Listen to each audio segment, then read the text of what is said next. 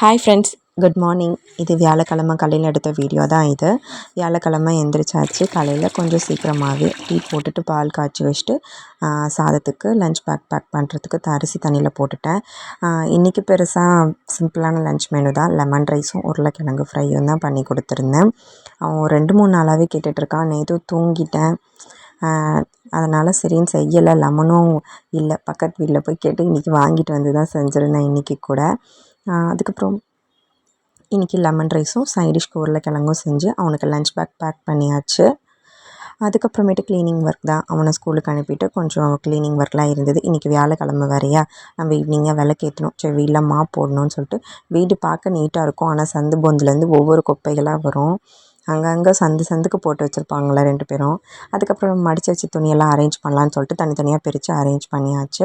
இதுக்கு மேலே லன்ச் பண்ணணும். இதுக்கு மேலே குளிச்சுட்டு லன்ச் எல்லாம் பண்ணணும்.